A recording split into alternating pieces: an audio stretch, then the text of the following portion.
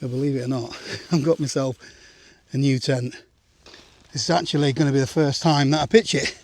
I have had it out of the bag though, just to check it over for a few things. And it needs a little bit of prepping just to get it ready for camping here in the UK anyway. So this is the Durston X-Dome 1 Plus. I'm a little bit late to the party with this one. It's the second version of this. It's been out well over 12 months and I've not actually seen one in the flesh before. So I was excited to finally get my hands on one of these. All I've done so far is take it out of the packaging just to check everything's there, and these little tie-out points here, they were actually tied on to these little eyelets. All I've done is undone it and made it so I can take them off if I need to. There we go. So now, still the same, strapped on there, but if I want to I can quickly take them off. I'll show you why I might want to do that a little bit later on in the video.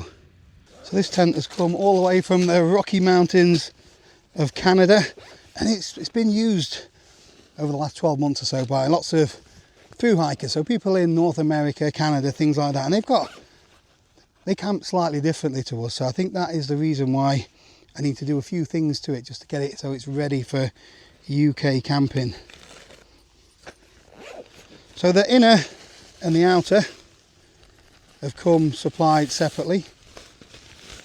I've done the same thing with these on the inner part again, just so I can quickly take them off. Let's get it pitched up. There's a number of different ways you can pitch this tent. You can pitch it outer by itself, outer first, inner by itself, inner first, or you can have it connected and pitch it all in one. It's got carbon fibre poles. I've not used a tent with carbon fibre poles before. Let me show you. These look really thin, but they're really lightweight and supposed to be quite tough as well. We shall see. Not today, of course. Bags away, we don't want that blown away, do we? So it's not too windy today, but wind is one of those things that means that I've got to make a couple of modifications. So if you see a lot of the videos from the guys in the US, they tend to be able to pitch their tents at lower elevation or behind the tree line and things like that. Here in England and Wales anyway, for sure, you know, we have to, if we're off-grid camping, wild camping, whatever you want to call it, we have to tend to go higher, and we tend to be more exposed there as well. So they don't have guylines for the most part over in the US and Canada. So I'm sure they must get wind over there, but they are able to choose their spots a little bit better than us. So the first bit of prepping I've got to do is actually put guylines on this tent. I'll show you the hub system. So it's just aluminium or aluminum, and then they slot into the carbon poles and little cross poles. So it's all connected, so that's good. So I'd seen on the version 1 of this tent, quite a few people have had problems with the poles, where the inserts had moved. So due to a gluing issue, I think that's been resolved on version 2. And I think in November, there's an aluminium pole version coming out as well, so that might be more suitable for us over here in the UK. Now it's getting a bit breezy, as you can see. So the tent doesn't come with many pegs. So you got 4 chunkier ones, and then you get 4 little ones as well. So I'm going to just put one of these little ones in each of the corners. We don't want the tent blown away.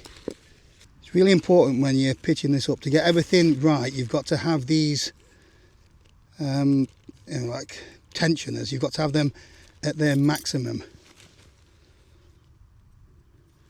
I'll show you why in a little bit when we've got it all pitched. I haven't bought the footprint for this.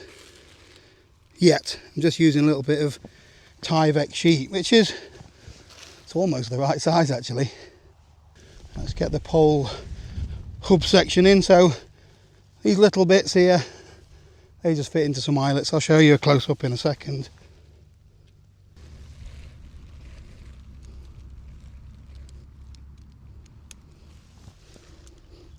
This carbon fibre is really flexible.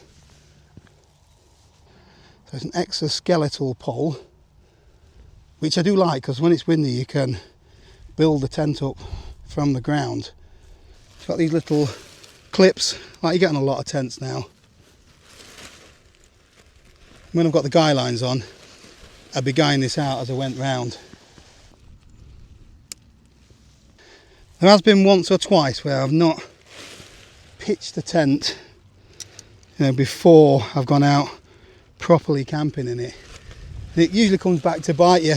Something's missing or something's not quite set up right. And you might not know what you're doing, so definitely better to do it somewhere controlled, just so you know what you're doing with your tent and everything is as it should be. So this section at the top, apparently it doesn't matter which way you have this, so you can have the cross pole to the top, so over the top of this one, or you can have it at the bottom. I just saw on the, this is according to Dan Durston himself, but on his video he has it to the bottom just because it's a little bit easier, I think. It's got these little eyelets again. Apparently easier to do this before you clip everything else up. So I'll go around this side.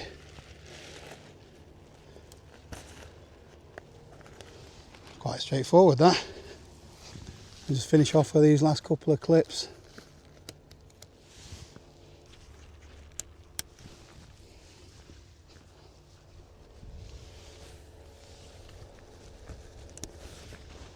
Here we go. So at the minute I've just got 2 pegs down the bottom. I'll just put these 2 in just to make sure it doesn't blow away.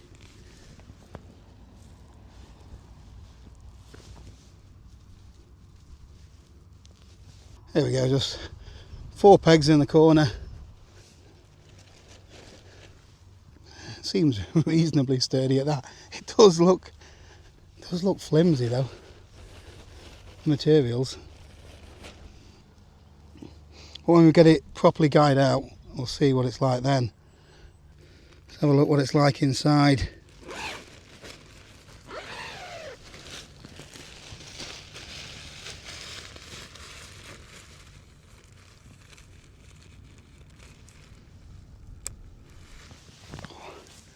There is acres of room in here that you can just pitch the outer like this without having a footprint. You don't need to have a footprint to do it. It just stands up like this just from the pole structure. I know I'm a bit of a dwarf, but loads of room. So this must be how it all clips in.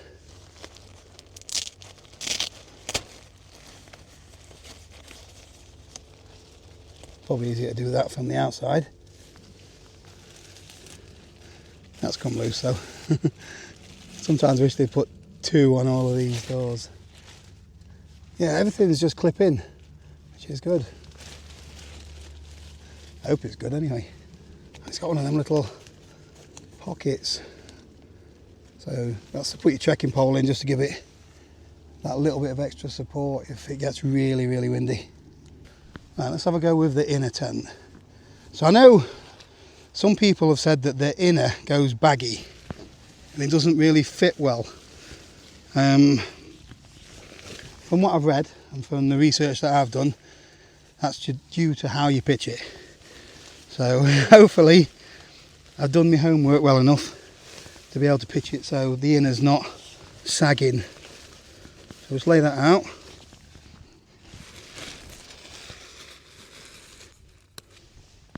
That's better. I think I rushed it the first time. So yeah, lay this out. So this is I don't know if you've seen the X mid tent. They're asymmetric. So this is going to have like a wider end at one end and then narrow at the other end. So you get quite a decent sized vestibule. Right, so to clip the corners in, these have to go on the poles on the outside. So you can do it from in here. lift that up, clip it underneath. If it's raining, you can do all of this from the comfort of your tent inside. There we go, dead easy, look. I'll get the rest of it clipped in and then I'll show you why I'd made this modification on here. So this last one has got like a long bit of cordage on it.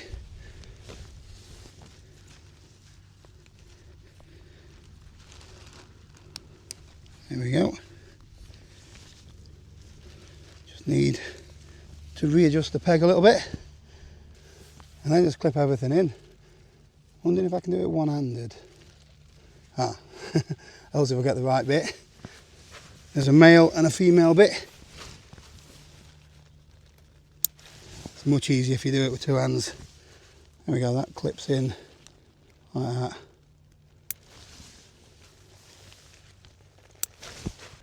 I put that one in the wrong place. It goes there, look.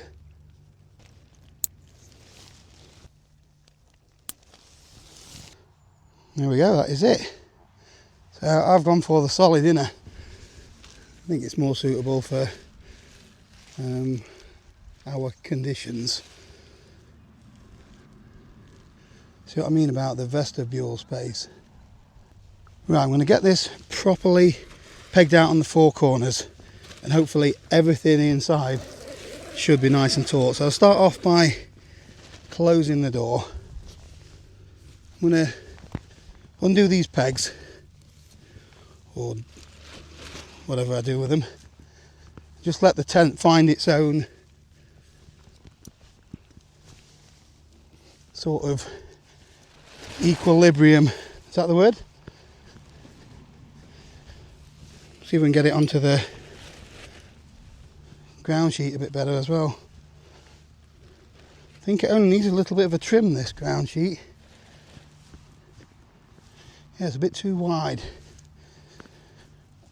Right, so the tent it's found its own place there, and it's at this point you peg things out properly. Right, so I've just lined this up so that is in line as well. Yeah, the tensioner on the inner and the outer are on the same line.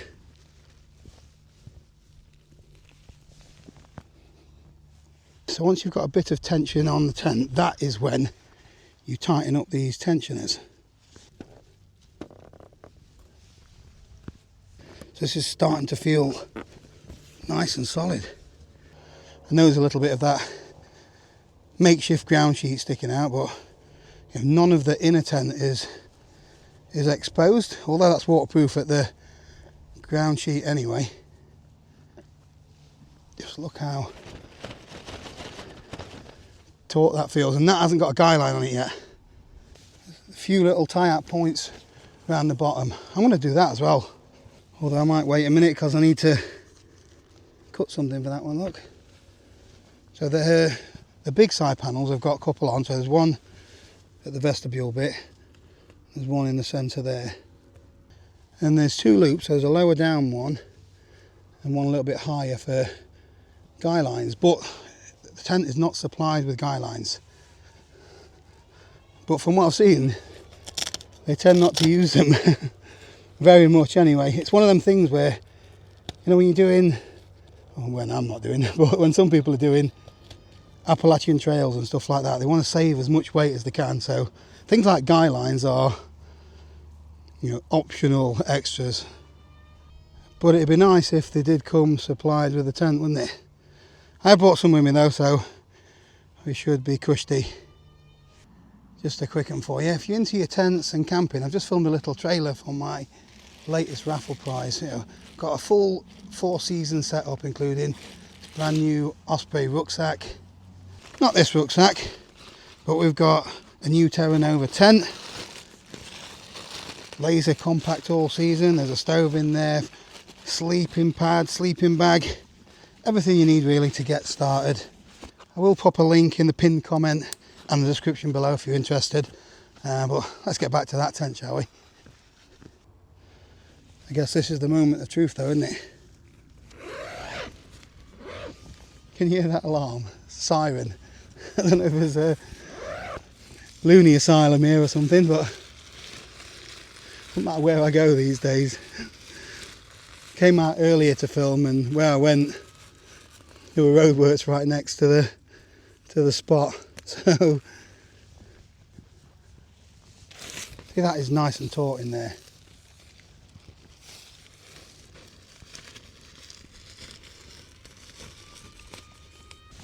I've noticed I've missed a clip.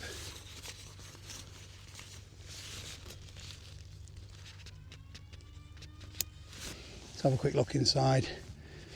I'm more concerned about, you know, getting guy lines and stuff on today. That's what today is all about, really. I wonder if this has got a magnet on it as well. It has, look.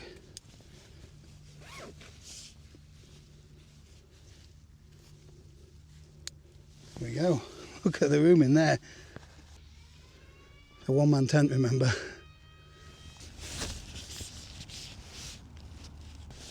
See if it's as roomy once you got the inner there.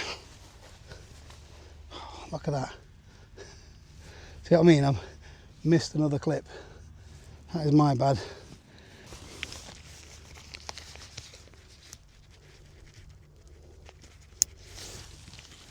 There we go.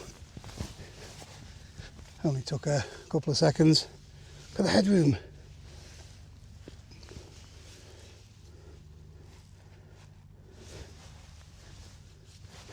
It's right at the ends as well. So I'm right at the end of the tent. And then when you get to this side, I don't want to have to take my boots off, so I don't want to lie down in it. But just look how much room there is. It's huge. And then you've got that massive space there for your rucksack and cooking. It does get a bit narrow at that end though, but it's just clever how they use the space. And it's not all baggy and saggy. There's a little tiny bit of sag, but you get that in nearly all tents, don't you? Right, let's get some guy lines on. Let's get things zipped up. We'll get guys on it.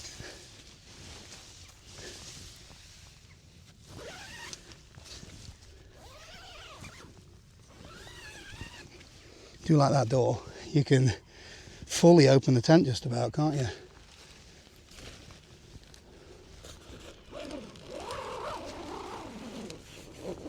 So I brought with me some Cedar Summit guy lines that I had lying around, and there's a load of this stuff as well. So I could make my own.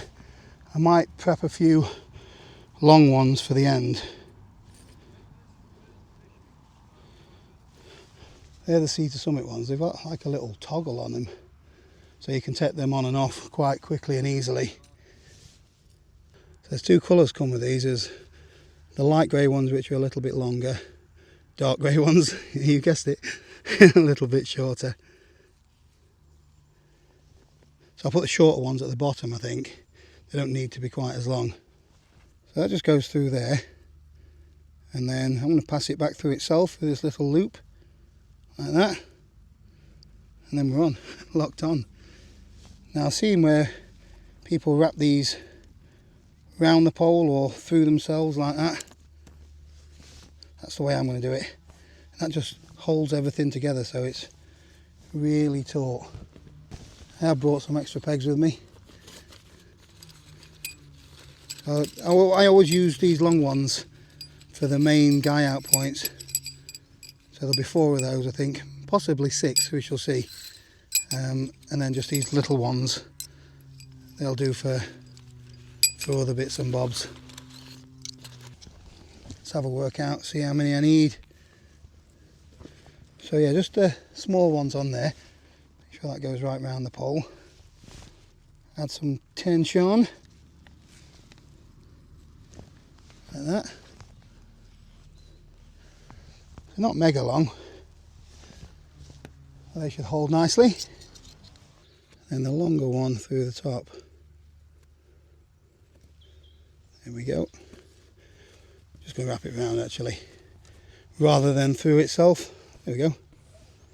Yeah, these are quite a bit longer, but long's good for your ones that you want to be the sturdy ones, because an angle like that means that wind can push against it, whereas an angle like that from a longer guy line gives you more support. I think I said that in my last video. Can't beat repeating yourself, can you? Right, so that is one corner done. I'll do the same on the other corners, and then we'll see where we are from there. So that's locked on there, but that's how quick it is to take it off. But these are a silly price for what they are. You could just use a little carabiner, save yourself some money. I think these are about £12–13 or something for a set. So that is all 4 corners done, and feels pretty solid. There are a couple of other little things that I'm going to do, so I'm going to guy these ones out in a second, and then put 2 little loops on the end panels. But there's these ones as well, so I need to rig something up for those. But I think we have a little bit of a problem here in the UK. So Durston state that this is one of the most storm-worthy tents in its class. This is for an ultra-light tent, and it does seem really sturdy. He's done things where he puts how much weight he can take on there, something like 3 or 4 times other tents in its class. But I think you need a little bit of context with it. People in Canada, North America, things like that, they can, in these parks, they can usually pitch their tent into much better and dedicated camp spots than we can do here. If we're going up into the Lake District or something like that, we've got to go into some really exposed areas, and people are exposing. This is a sub 1 kilo tent. They're subjecting this to some terrible conditions that it's not really designed for. In a pinch, I would imagine this is going to hold up to 30–40 mile an hour. But if you're taking on Storm Benjamin or whatever his name is this week, be sensible about which tent you take. I think people go out deliberately to try and see if they can destroy a tent. Crackers. May as well go belts and braces and then get it all done.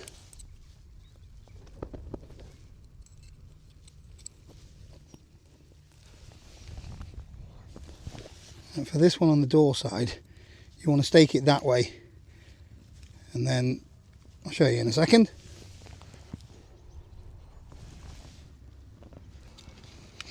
When you open the door, vestibule stays in place. Gives you a nice taut pitch there, look.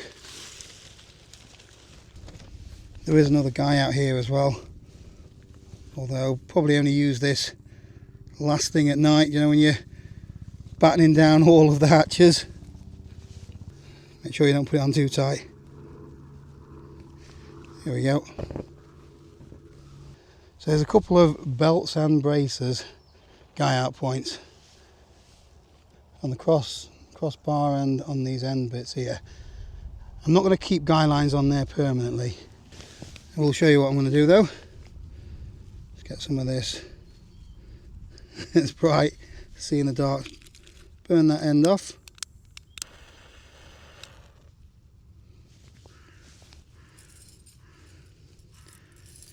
Got a few of these carabiners, so you could just do these on all of your guy lines, just clip them on and off instead of having them little toggles.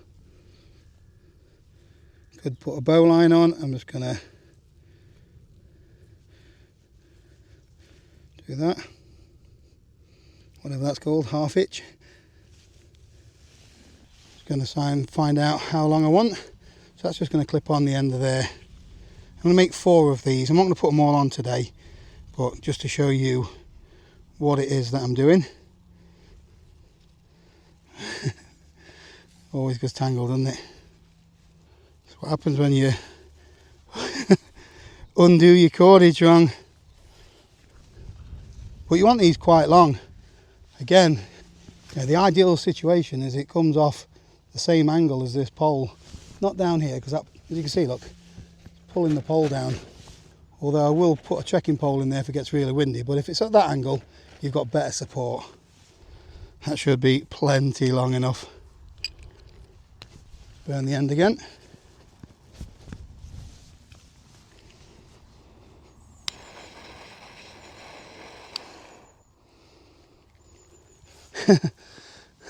These are much better, these like turbo lighters, I like to call them. You can put a taut line hitch, trucker's hitch, anything like that, but don't over tighten it. Just want enough just to hold it in place, and then you need to have the same on the other side just to balance things out a little bit. But yeah, I've got some of these made up already. I'm not going to put them all on today, but you can see how long it is. Just tied it off. You could put something adjustable on there if you wanted to, but I do not plan on using these very often at all. Just have them ready to go if you need them. So I'll have 4 of these in total, 2 for the cross pole and 2 for these little end sections. There we go. And I suppose whichever way the wind's blowing, you get an extra support. You can actually tie stuff around this hub section as well, apparently. Thing is, if you're going to need all of this stuff, you've chose the wrong day to go out, haven't you? Check the weather forecast. A couple of little bits of cord just on these end ones. Nothing fancy. Well, you could put bungee on if you wanted. Just something just to lock that in.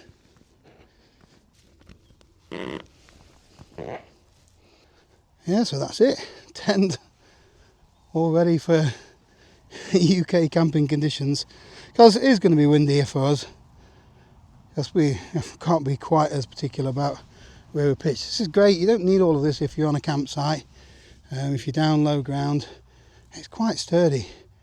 It's only if the wind really picks up do you need, to add the belts and whistles. So you could just take these with you and just put them on as and when you need them. So there's one other little mod I want to show you. I'm not going to be using guyline like this. I've ordered some bungees that I'm going to put on here with those like, a little adjustable locking toggles on there. But I'll just show you with this, just as an example. So when I don't need to use my guylines, we can hank everything up.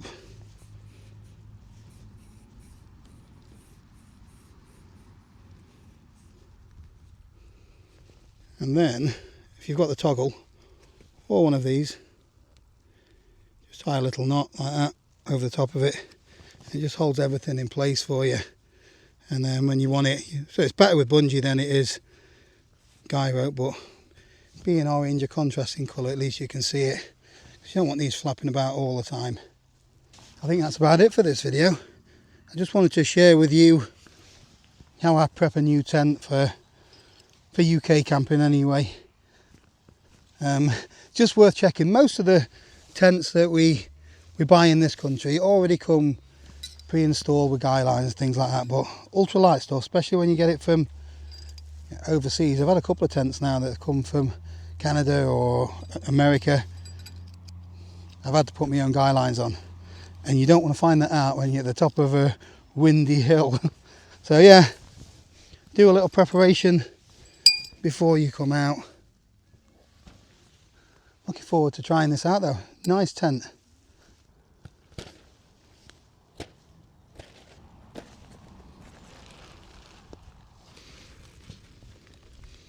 So I've just realised I forgot to show you what I meant about this bit.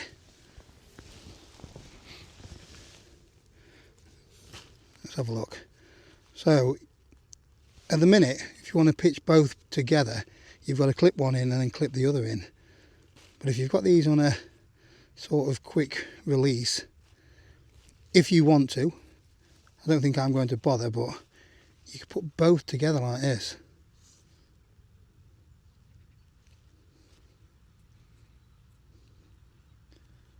There we go. So then, these are already together, so when you get your pole, you can just find it in one go. That's for people that want to always keep the two together. I don't want to, because I want to be able to, you know, use it over multiple days, be able to take the inner out when the outer flies wet through, all that kind of stuff. It's nice to have the option. Or if I just want to pitch the inner by itself or the outer by itself. But it's a little hack. Might come in handy for you. That's it for this one then. Thanks for watching. See you next time.